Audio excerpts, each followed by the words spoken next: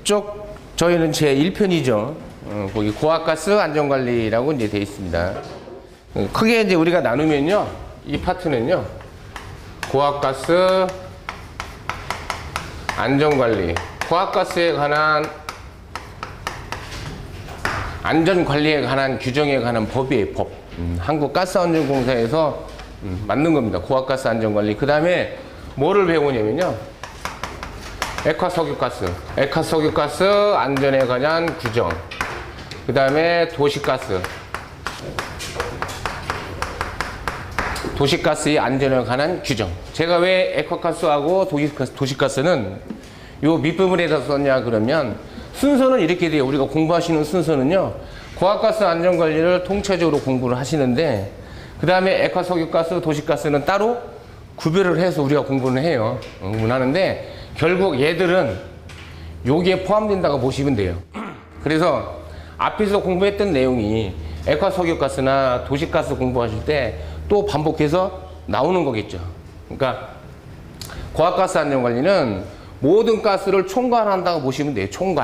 총괄하는 거에 대한 규정을 정해 놓은 거고, 얘들은 따로, 우리는 이제 가스 기능사 자격증 따시는 분들이니까 액화석유가스하고 도시가스는 따로 구별해서 또 공부하신다 이렇게 보시면 됩니다. 근데 결국 이 규정은 이 규정 내에 포함되어 있는 거다라고 생각하시면 돼요. 그래서 고압가스를 완벽하게 이해하시고 본인이 좀 이렇게 규정해 가는 거를 정리를 해 놓으셔야 되는 거죠. 어떻게 규정했는지 그거를 잘 암기를 해 놓으신 분들은 뒤에 가서 굉장히 편하시겠죠. 그렇게 이해하시면 됩니다. 고압가스는 모든 가스를 총괄하는 거다 이렇게. 자, 그러면 우리 교재 10쪽을 보시면 고압가스 안전관리에 관한 이제 나오죠. 이걸 고법이라고 불러요. 고법. 액화석유가스는 액법, 도시가스는 도법. 이렇게 좀 줄여서 실제 여러분이 그 현장에 가시면 그런 용어를 많이 쓰실 겁니다. 자, 용어의 정의라고 되어 있죠. 우리 가연성 가스의 정의. 우리 앞에서 충분히 했었습니다. 가연성 가스란 어떻게 정의를 내려놨냐면, 하한값이 10% 이하인 것, 또는 상한과 하한의 차가 20% 이상인 것을 가연성 가스라고 정했다 그랬죠. 그 다음에 독성 가스는 거기 허용 농도가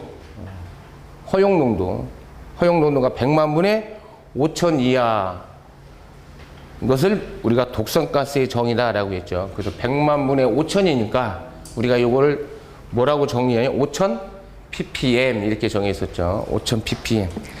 근데 요거는 새로 개정한 농도고요. 개정 전에 농도 있었죠.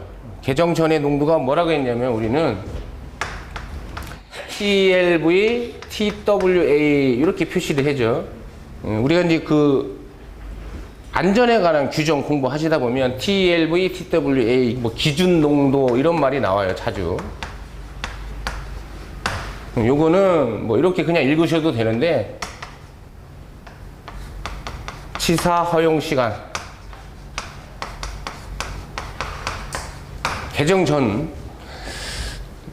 개정된 지가 얼마 안 됐기 때문에 예전에 나왔던 기출문제는 TLV, TWA가 많이 나온다고요. 치사 허용 시간 이렇게 정리하시면 됩니다.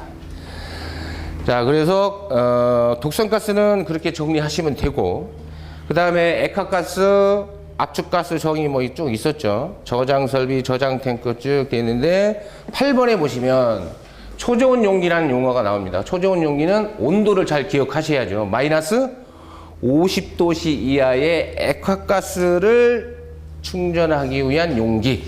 마이너스 50도씨 액화가스. 그러니까 비점이 아주 낮은 상태이기 때문에 이 초저온 용기는 뭐를 잘 해야 된다고요? 단열재를 잘 충전시켜야 된다 그랬었죠. 그 다음에 우리가 이제 그 정도만 정리하시면 되고, 그 다음에 충전 용기와 장가스 용기가 있어요. 거기 9번, 10번. 잘 나옵니다. 충전 용기, 잔가스 용기. 거기 보시면요. 자, 어떤 용기에 가스가 충전이 돼 있어요. 그런데 충전이 되어 있는데 그 양에 따라서 양에 따라서 어떤 때는 충전, 어떤 때는 잔가스 이렇게 구별된다 이런 얘기입니다. 그래서 충전 용기는 얼마가 충전되어 있냐 그러면 2분의 1 이상, 용기 내용적의 2분의 1 이상이 충전됐다.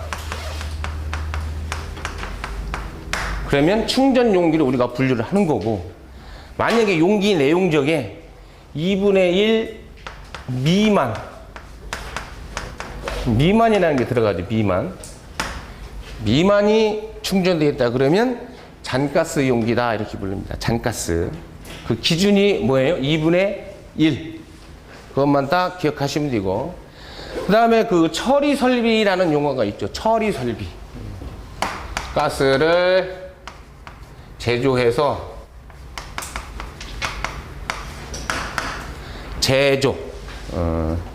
해서 처리하는 설비. 그 처리 설비의 기준이 거기 잘 보셔야 돼요. 저장 탱크에 딸린 펌프. 거기다 딱 밑줄 그으십니다. 자, 제조 설비에 딸린 펌프, 저장 탱크에 딸린 펌프, 압축기, 기화장치 이렇게 되어 있어요. 압축기, 기화장치. 이런 건 그냥 처리 설비입니다. 처리하기 위한 설비죠. 펌프, 압축기, 기화장치. 이렇게 보시면 됩니다. 이게 이제 문제에, 왜냐면 나중에 우리가 고압가스 관련 설비의 특정 설비하고 일반 처리 설비하고 구별하기 위해서 이 처리 설비를 제대로 딱 정리해 놓으시면 특정 설비를 구별하실 수 있다 이런 얘기입니다. 자, 처리 능력 그랬죠. 거기 처리 능력. 자, 처리 설비나 감압 설비 등에 의해서 압축 액화 또는 그 밖의 방법으로 일일에 처리할 수 있는 능력 그랬어요. 처리 능력.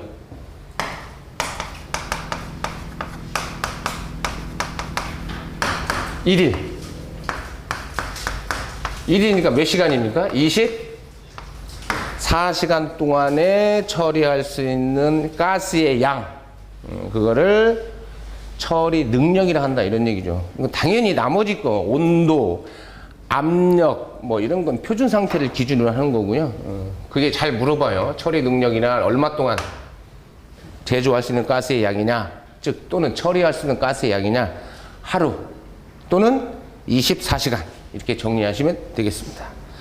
그 다음에 13번에 방호벽이 있어요. 방호벽. 그 기준.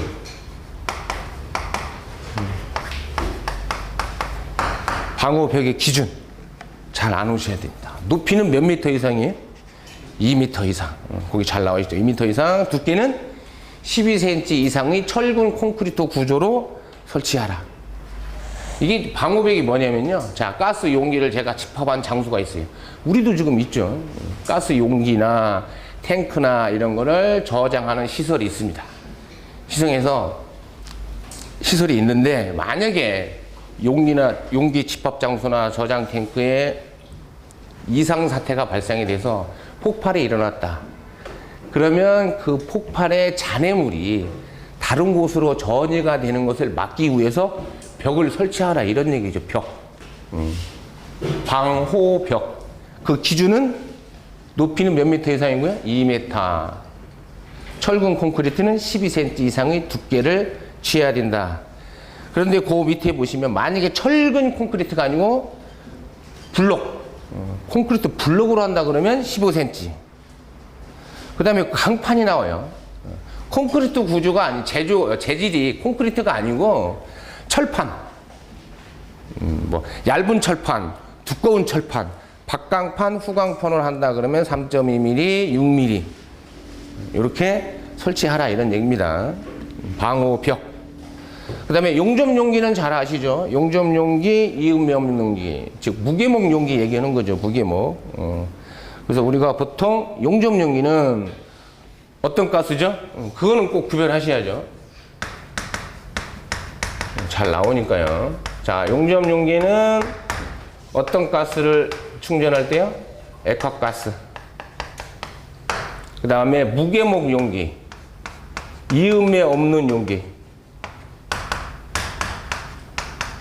압축가스, 저장하기 위한, 즉 충전하기 위한 용기는 무게목 용기를 쓴다. 이음이 없는 용기, 그거 얘기하는 거고. 그 다음에 접합 또는 납붙임 용기라고 이제 되어 있는데요. 접합 용기, 납붙임 용기. 거기 보시면 내용적 몇 리터 이하입니까? 1리터 이하. 아주 용량이 작은 소용량이거나 에어졸, 라이터 충전, 연료용 가스, 여러분 잘 아시는 부탄가스, 휴대용 렌즈에 쓰이는 연료이죠. 부탄, 연료용 가스, 뭐 이런 것들은 접합 또는 납붙임 용기로 한다 이런 얘기입니다. 그 다음에 17번에면 특수고압가스라고 있죠. 뭐 압축 모노실란, 다이보렌, 알진, 포스핀 뭐 쭉 돼 있죠. 거기 보시면 거기다 뭐만 밑줄고 우리가 다 못 외우죠 이거. 모노실란, 포스핀, 알진, 디실란, 요런 정도. 이게 이제 보통 반도체 쓰이는, 주로 잘 쓰이는 이런 가스. 특수한 용도에 쓰이는 고압가스다라고 해서 특수 고압가스로 따로 분리를 합니다.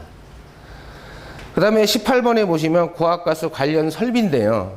고압가스에 관한 관련 설비인데 특정 설비입니다. 특정 설비. 아까 일반 설비 말고 일반적인 고압가스 처리 설비는 뭐가 있었어요? 펌프나 압축기나 기화장치 이런 게 일반 설비였죠. 특정 설비는 안전 밸브. 주로 안전에 가는 거예요. 다 안전. 안전하고 밀접한 관련이 있는 부속 장치들을 얘기하는 겁니다. 특정 설비는. 그래서 안전 밸브. 제조 설비 장치에 이상이 생겼다. 그러면 가스의 이송을 중단하는 긴급 차단 장치. 역화 방지 장치. 역화 잘 아시죠? 백파이어. 불이 역류하는 거죠. 불이 역류는 역화 방지 장치. 다 안전이죠. 그 다음에 나번에 보시면 기화장치라고 되어 있습니다. 자, 보세요. 앞에 일반적인 처리 설비에도 기화장치 있었죠. 그 다음에 특정 설비에도 기화장치가 있죠. 자, 그러니까 이 기화장치는 일반 설비에도 포함이 되고 특정 설비에도 포함이 된다. 이렇게 정리하시면 됩니다. 그 두 가지. 그 다음에 넘기시면 또 많이 있어요, 이제. 압력 용기, 압력. 자동차용 가스, 자동 주입기. 자동차용, 자동가스, 자동주입기. 여러분이 잘 아시는 일반적인 LP가스 충전소에 쓰이는 그 디스펜서라고 우리가 부르죠. 디스펜서. 충전기. 그 주입기라고 한다. 이런 얘기입니다. 독산가스 배관용 밸브 뭐 쭉 이렇게 쭉 되어 있습니다. 그 다음에 자동차용 압축 천연가스 왕속 충전 설비 이렇게 있죠. 그게 자동차용 압축 천연가스 그랬어요. 자동차용 압축 천연가스는 우리가 특히 뭐라고 그러죠? 대체 천연가스 기억나세요? CNG라고 하는 거. 그거 얘기하는 겁니다. CNG. CNG. 자, 그런 정도로 특정 가스 설비, 특정 설비를 따로 구별해 놓은 거 기억하시면 됩니다. 그래서 여기 문제를 보시면 특별히 제가 언급드릴 문제는 없습니다. 그냥 열어서 여러분들이 풀어보시면 되고 넘기시고요. 14쪽을 보세요. 특정 제조 허가 대상 고압가스. 자, 고압가스를 제조를 하려고 하는 이 사업자가 허가를 맡아야 된다 이런 얘기입니다. 허가. 그 고법이라고 되어 있죠. 고법 시행규칙이라고 되어 있는 건 바로 뭐예요? 고압가스 안전관리법입니다. 고압가스 안전관리법. 줄여서 고법. 그러니까 우리가 나중에 액화가스 안전관리법 배울 때는 뭐라고 배워요? 액법. 이렇게 되어 있겠죠. 액법.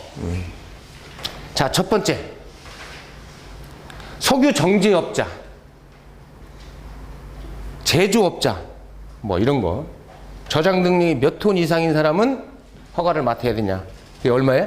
100톤. 그거 외우셔야 돼. 100톤. 100톤 이상 하는 사람들은 허가를 맡아야 한다. 두 번째, 석유 화학공업자입니다. 화학공업. 그러니까 석유라는 원료를 이용해서 어떤 화학 제품을 만드는 업자를 얘기하는 거죠. 석유 화학공업자는. 저장 능력이 100톤 이상이거나 또는 처리 능력이 얼마입니까? 만 세제곱미터 이상일 것. 그렇죠.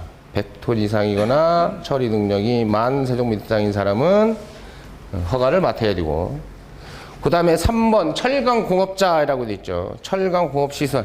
일종의 뭐예요? 제철소 얘기하는 거죠. 현대제철, 뭐 포항제철 이런 제철소. 자, 처리 능력이 얼마입니까? 10만 세제곱. 철강업자는 10만 세제곱. 그 다음에 네 번째 내용은 비료 생산업자. 비료. 저당 능력이 100톤 이상이거나 처리 능력이 10만 세제곱미터 이상.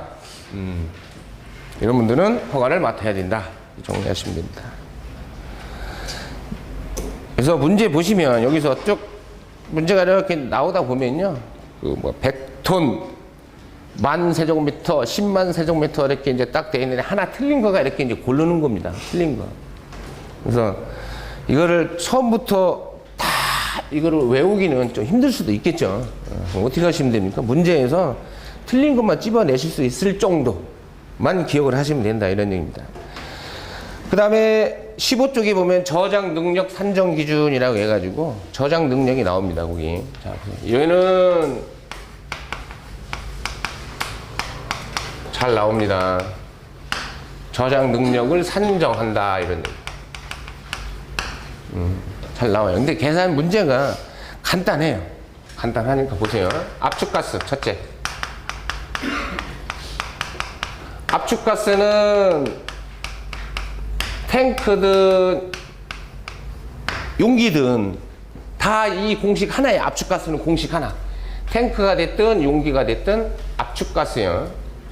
공식 보세요. 이렇게 10 P 플러스 1 그 다음에 V 이렇게 곱한다 이런 얘기입니다. V 내용적이고 자 P는 뭐겠어요 거기? 압력입니다. 충전 압력 35도에서 충전 압력 여기는 내용적 이렇게 돼 있어요. 근데 보세요. 이 압력 값이 기준이 뭐냐? 이 압력의 기준이 메가파스칼입니다. 메가파스칼. 그 다음에 이 내용적 부피 기준이 세제곱미터예요. 기준이 그렇다는 얘기죠. 그렇다. 보통 압축가스는 세제곱미터로 우리가 대응한다고 그랬죠. 액화가스는 뭘로 대응하죠? 그 양을, 액화가스의 양을 부피가 아니고 질량 개념으로 대응한다고 그랬잖아요. 그래서 액화가스는 단위가 킬로그램이 되고 압축가스는 세제곱미터. 이렇게 정리를 한다 그런 얘기입니다. 그래서 거기 보시면 압축가스는 요거 하나만 공식 정리하시면 되는데 자 보세요. 여러분 우리 전에 한번 요거 압력 단위 환산할 때 이거 한번 정리한 적이 있었어요. 1.0332 kg per 제곱센치. 이게 정확하게 1기압이죠. 얘를 만약에 메가파스칼로 환산한다 그러면 약 몇 메가파스칼이었죠?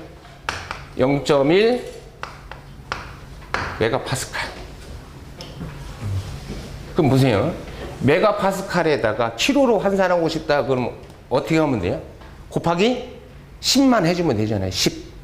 맞죠? 보세요. 여기 압력 단위가 메가파스칼이라 있어요. 근데 여기다 항상 10을 곱하게 되어 있죠. 공식이. 메가파스칼 10을 곱한 건 얘를 뭘로 하기 위해서 그런 걸까요? 킬로로 환산하기 위해서 하는 겁니다. 대략 이해하셨죠? 뭐 몰라도 상관은 없는데 문제 푸는데 왜 10이 붙을까? 그것 때문에. 그 다음에 플러스 1 한 건 이거 뭘까요? 자, 이거는 압축가스에 뭐 압력의 게이지가 뭐 얼마다 이렇게 알려주겠죠. 그 압력을 가서 대입하는 거고 플러스 1 한 건 뭐죠? 그렇죠. 대기압이죠. 대기압. 대기압을 플러스 얘를 뭘로 환산한 겁니다. 총 보면 절대압으로 환산한 거죠. 절대압 곱하기 부피. 내용적 세제곱미터 이렇게 하시면 됩니다. 압축가스는 이 공식 하나로 통일. 그런데 액화가스는 나누어져요. 액화가스는 저장 탱크와 용기와 공식이 다르다 이렇게 보시면 됩니다. 첫 번째 탱크 저장 용량 W는 거기다 되어 있죠. 0.9 D V 이렇게 되어 있어요. V. D는 뭐냐면 비중이고요. 거기 나와 있죠. D. 액화가스의 비중 보세요. 비중.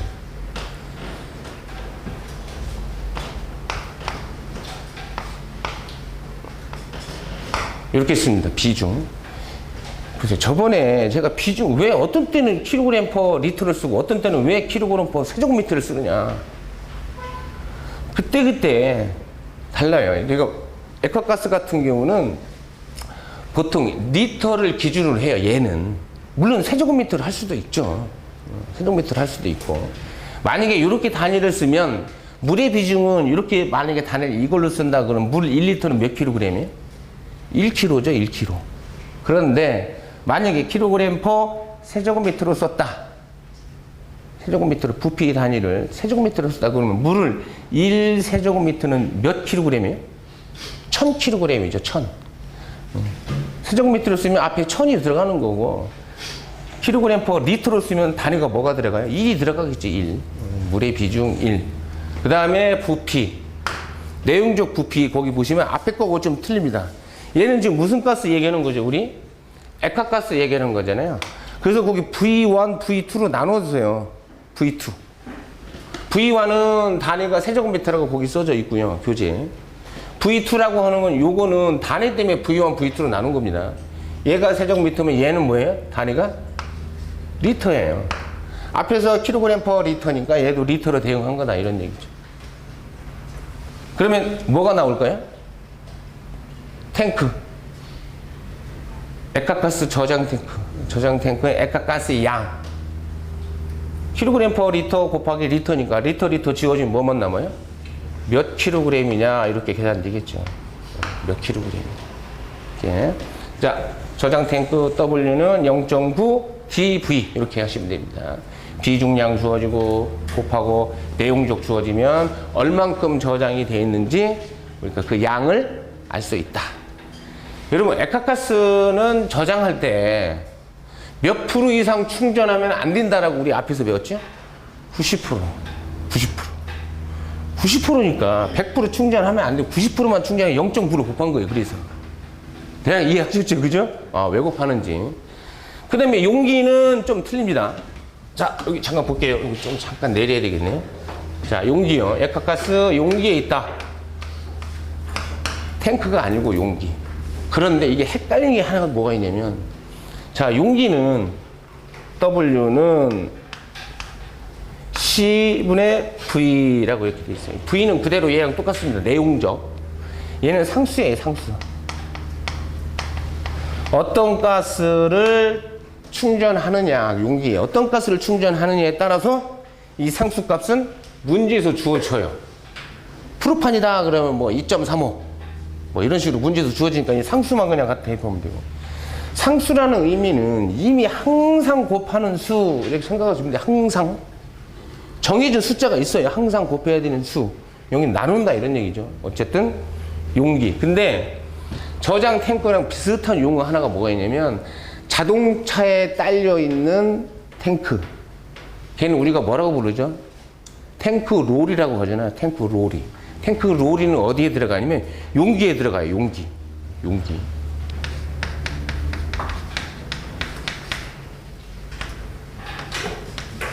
그래서 만약에 액화가스에 탱크 롤이 뭐 어쩌고저쩌고 해서 충전량 몇 킬로그램이 충전되느냐 물어보면 탱크 롤이는 여기에 아니고 여기에 들어가니까 C분의 V 이렇게 계산하시면 되죠. 일반적인 저장 탱크는 0.9 dV. 자, 이렇게 정리하시면 됩니다. 압축가스는 공식 하나 요거. 액화가스는 탱크냐 용기냐에 따라서 두 개로 나누어진다. 자주 물어봐요. 자주. 그래서 거기에 용기와 탱크에 대한 용기 저장 능력 산정 기준 정리하시면 되고, 자, 저장 능력 합산 기준이라고 되어 있습니다. 저장 탱크 및 용기가 배관으로 연결되고, 자, 이런 얘기죠. 여기는 탱크, 큰 탱크가 있고요. 옆에 용기가 있는데 탱크와 용기가 배관으로 연결이 되어 있다. 그럼 얘는 합산해서 따져라 이런 얘기입니다. 합산. 연결되어 있으니까 합산하라 이런 얘기겠죠. 그 다음에 2번. 저장 탱크 및 용기 사이의 중심거리가 30m 이하인 경우 같은 구층에 설치된 경우는 합산하라 이런 얘기입니다. 합산 기준. 3번 액화가스와 압축가스가 섞여 있는 경우에는, 자, 만약에 섞여 있습니다. 지금 액화가스도 있고 압축가스 있다. 그러면 액화가스 10kg을 압축가스 얼마로 본다? 1세제곱미터. 이게 중요한 거예요. 이게 중요한 겁니다, 이제. 자, 보세요. 액화가스 10kg을 압축가스로 환산한다 그러면 이런 얘기죠. 액화가스에 지금 10kg이 있다. 그럼 내가 얘를 압축가스로 환산하고 싶다. 하나로 뭔가 단위는 통일시켜야 될 거 아니에요. 합산하기 위해서. 그럼 얼마로 본다고요? 1세제곱미터라고 본다. 이런 얘기죠. 1세제곱미터라고. 그래서 우리가 이제 그 뒤에서 여러분 계속 공부하시다 보면 압축가스 저장 능력이 얼마, 액화가스의 저장 능력이 얼마, 뭐 이런 게 이제 나오는데 항상 이런 식으로 나와요. 이런 식으로. 얘가 10대 1, 10kg을 1세제곱미터로 본다라고 한 사람이면 외우기가 좀 편해요. 바로 넘겨보시면 여러분이 좀 이따가 이제 제가 말씀드리겠습니다. 잠시 후에. 자, 예상 문제 이제 여기는 같이 한번 풀어보시죠. 보세요. 고압가스 저장 능력 산정 시 액화가스의 용기 및 차량에 고정된 탱크 그랬습니다.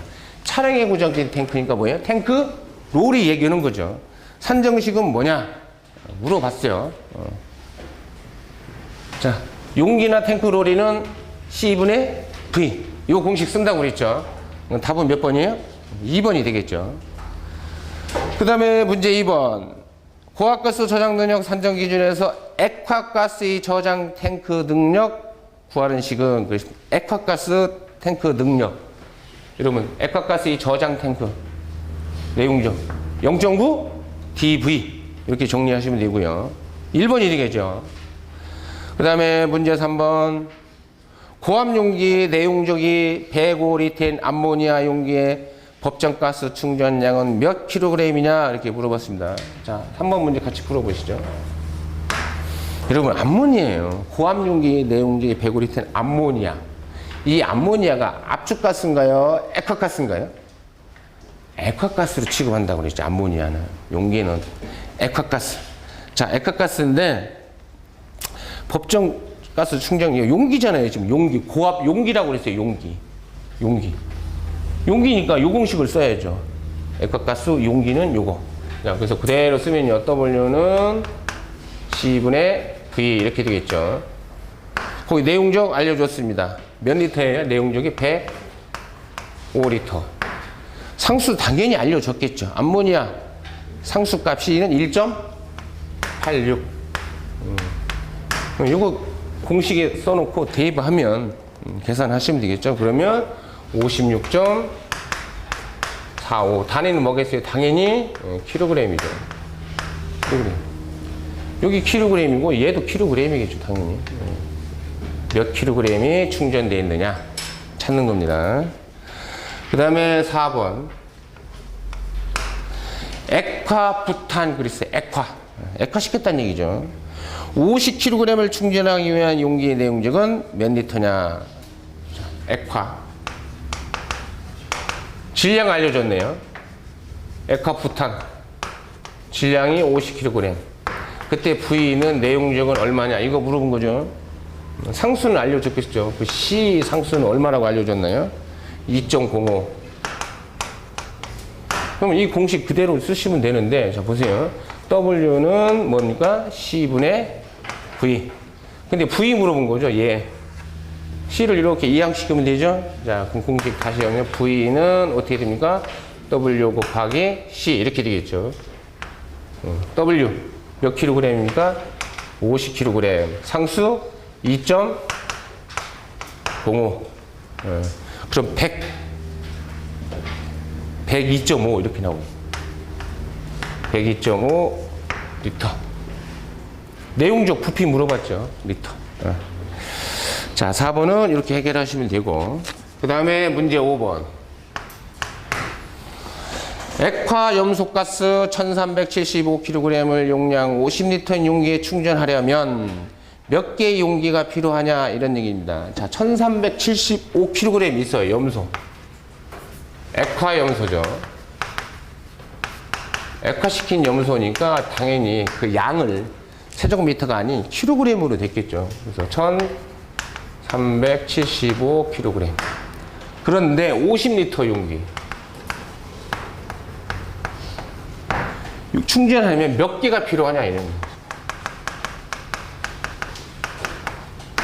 이거죠. 50리터 용기에 담기 위해서 이 용기가 몇 개 필요하냐, 얘를 다 집어넣을 수 있느냐. 자, 그러니까 일단 뭐예요? 과연 50리터 용기 여기에다가 몇 킬로그램을 충전할 수 있는지 알면 몇 개가 필요한지 알 수 있겠죠. 자, 50리터 용기 몇 킬로그램을 충전할 수 있느냐 이렇게. 그걸 먼저 알아야 된다 이런 얘기죠. 자, 액화입니다. 용기죠. W는 뭐예요? C분의 V. 이 공식 쓰시면 되죠. 그럼 여기서 W는 C분의 V. 자, 내용적 몇 리터 용기예요? 50리터 용기. 상수 알려줬겠죠? 0.8.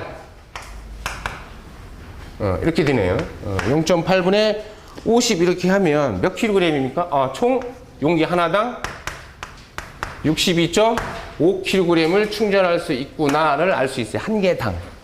총 질량은 1375. 그러면 총 질량 이렇게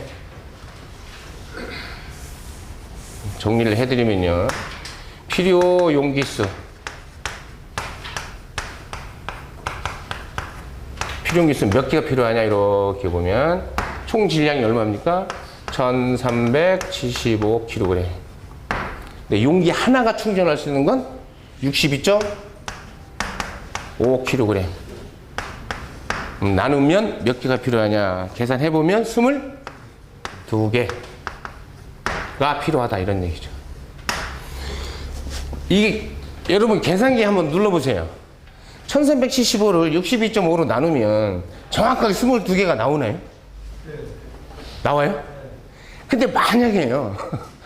만약에 계산을 딱 했는데 숫자가 예를 들어서 21.3 이렇게 뭐 나왔다. 21.3개가. 그럼 이거 21.3개라고 쓰시면 돼요? 안 돼요? 안 되죠. 0.3개를 어떻게 만들어요? 용기를. 그러니까 1.3이면 그냥 무조건 몇 개예요? 20? 그때도 22개죠. 당연히. 그죠? 나중에 여러분들이 뭐 동영상이나 뭐 이렇게 필담이나 이런 거 시험을 많이 보시게 되면 이런 문제 잘 나와요. 필요한 용기수가 몇 개 필요하냐 이렇게 이제 계산한 게 나오면 소수점 이하로 뭐 21.3, 20.2 여하튼 0.2라도 넘으면 무조건 한 개가 더 필요한 거죠.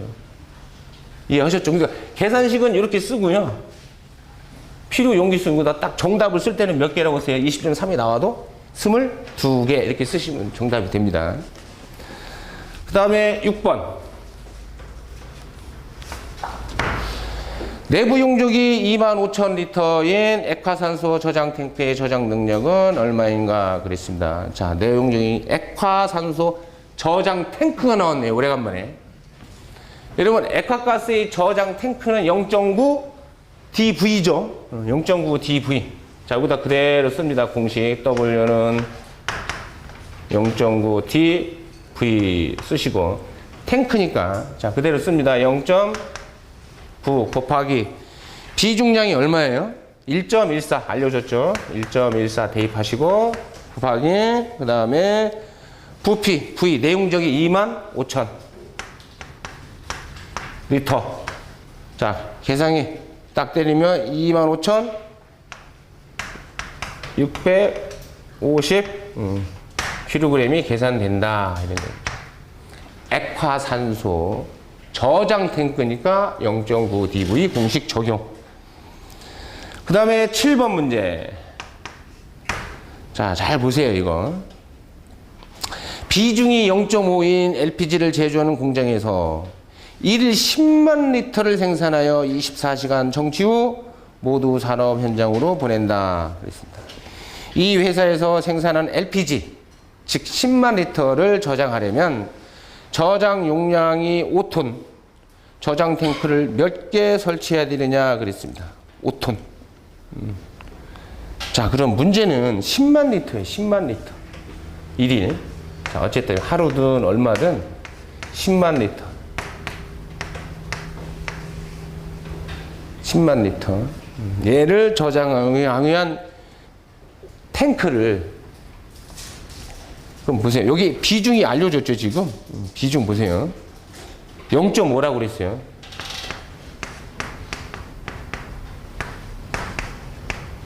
그러니까 얘를 이렇게 쓸 수도 있는 겁니다. 자, 보세요. 비중은 0.5다 그러면 0.5 어떻게 했어요? 킬로그램 퍼 리터. 맞죠? 이렇게 써도 되고요. 그 다음에 여기다 내가 리터가 아니고 세제곱미터를 하고 싶다 그러면 어떻게 하시면 돼요? 0.5 곱하기 1000을 하시면 된다 이런 얘기. 1000을 곱해 버리면 얘가 뭐걸로 바뀌어요? 킬로그램 퍼 세제곱미터 이렇게 되겠죠. 이거나 어때요? 같은 겁니다. 그래서 여러분들이 나중에 공부를 막 하시다 보면 도대체 어떤 때는 그냥 갖다 쓰고 어떤 때는 왜 1000을 곱하냐 여기다가 뭐에 따라 달라지는 거예요? 체적이 리터냐 세제곱미터에 따라서 붙고 안 붙고 한다 이런 얘기죠. 이해하셨죠? 여러분 그 졸업하신 분들이 제가 이제 항상 전화번호 이렇게 알려드려요. 나중에 공부하시다가 산업기사나 기사 공부하시다가 궁금한 거 있으면 언제든지 여쭤보세요. 그럼 이거를 이런 내용을 이 문자로 치기가 입력하기가 너무 힘들죠. 이거 언제 입력합니까 이거를? 이거 어떻게 돼요? 그 문제 사진을 딱 찍어요. 찍으면 제가 그 문제를 보고 연습장에다가 이렇게 딱 풀어요. 할 말이 있으면 거기다 이렇게 덧붙여서 말을 그냥 쓰고요. 막 글씨로 막 풀어서 사진을 어떻게 해요? 딱 찍어서 그분한테 딱 보내면 돼요. 못 찍죠, 이거. 요렇게. 근데 제일 많이 부르는 게 이거예요. 1000. 얘는 왜 1000을 안 붙고 얘는 이 문제는 왜 1000이 왜 붙냐. 이 차이죠, 그죠? 이 차이. 자, 그럼 보세요. 과연 10만 리터는 몇 킬로그램인가를 알고 싶어요. 몇 킬로그램. 왜 그러냐면 지금 저장 용량이 5톤짜리죠. 탱크 하나가 5톤이에요. 그럼 몇 개 필요한지 알려면 10만 리터의 질량을 알면 쉽게 알 수 있는 거죠. 자, 이렇게 하시면 되겠죠. 보세요. 만약에 제가 몇 킬로그램 10만 리터가 몇 킬로그램인지를 알고 싶다. 그러면 얘를 곱하는 게 나을까요? 얘를 곱하는 게 나을까요? 보세요. 얘는 세제곱미터죠, 단위가. 얘는 리터고요. 그럼 얘를 또 세제곱미터로 환산해 나중에 또 리터로 바꿔야죠. 리터니까 그냥 리터짜리 쓰시면 되죠. 그냥 어떻게 돼? 얘와 얘를 곱하면 된다 이런 얘기죠. 그럼 뭐만 남아요? 리터 지워지고 킬로그램만 남겠죠. 자, 10만이니까 몇 킬로그램이요? 5만 킬로그램. 맞죠? 자, 그러면 5만 킬로그램인데 5톤이에요, 5톤. 그럼 5톤은 몇 킬로그램이죠? 아니죠. 5톤은 몇 킬로그램이죠? 네? 5톤. 1톤이 1000킬로그램이라고 그랬죠. 1000. 그러니까 5톤이니까 5000이죠, 5000. 예, 5000. 전 나누면 된다, 이런 얘기죠. 그럼 몇 개 필요할까요? 당연히 10개 필요하겠죠, 10개. 이해되셨죠? 10개. 여기 더 쓰면 안 되는데. 예, 10개. 쓸 수가 없어서. 이해되셨죠?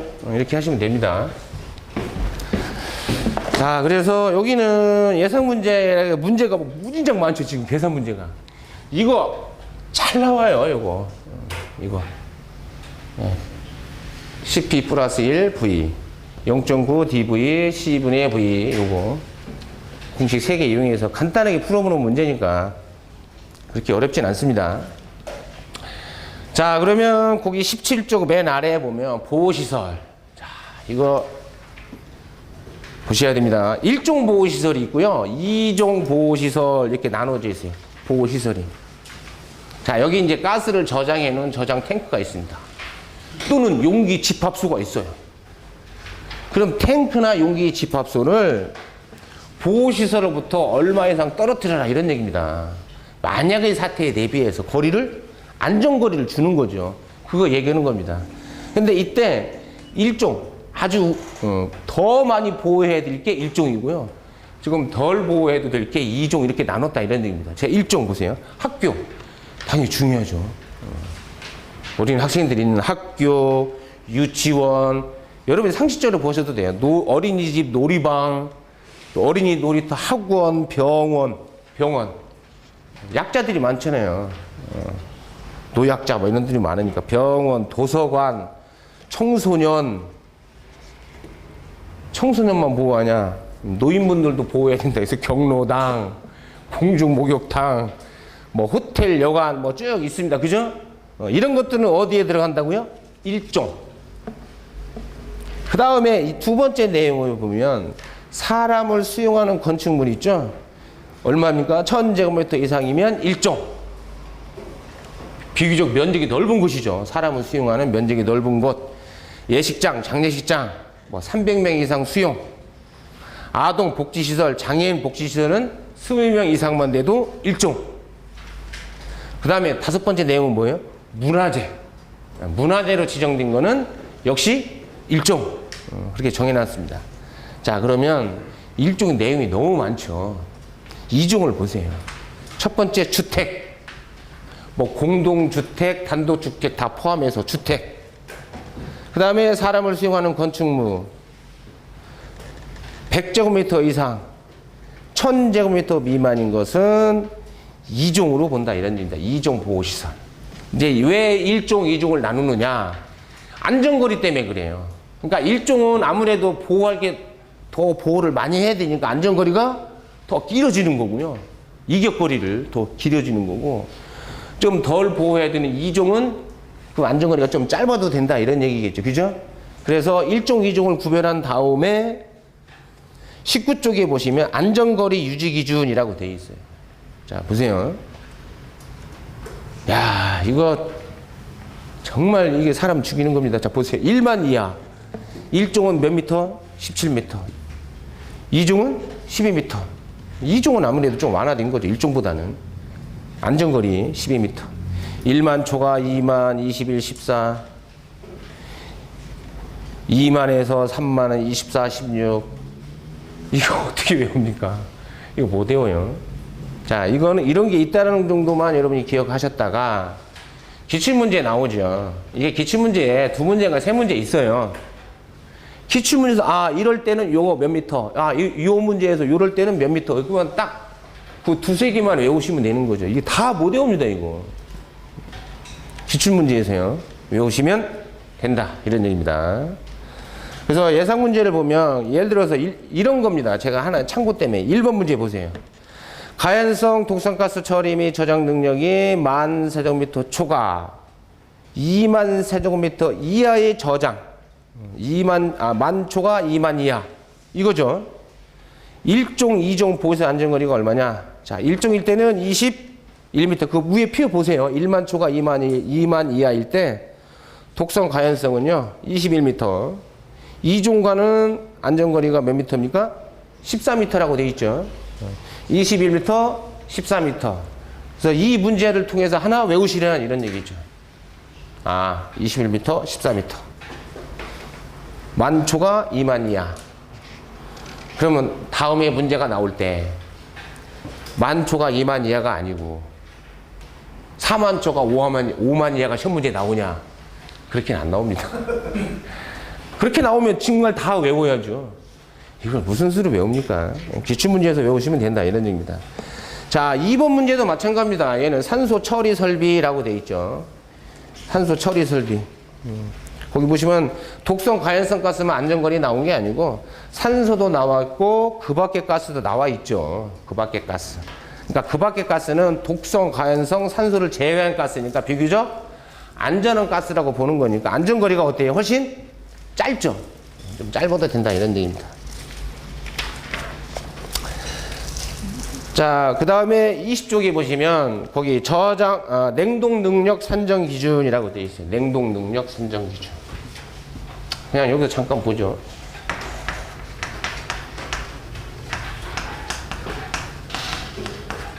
여러분, 우리가 냉동 장치가 전 시간에 간단하게 설명을 드렸는데 첫 번째 제일 많은 게 뭐예요? 증기압축식 냉동 장치고요. 냉매 가스를 압축해서 사이클을 만드는 걸 증기압축식. 그 다음에 흡수식 냉동장치 이렇게 있었죠. 흡수식이요. 예를 들어서 이거 기억나시나? 그 시험 문제 잘 나오는데 흡수식. 어떤 용액이 흡수가 잘 되는 가스를 이용하는 것. 만약에 냉매가 암모니아다 그러면 암모니아 가스를 어디다 흡수시켰죠? 물.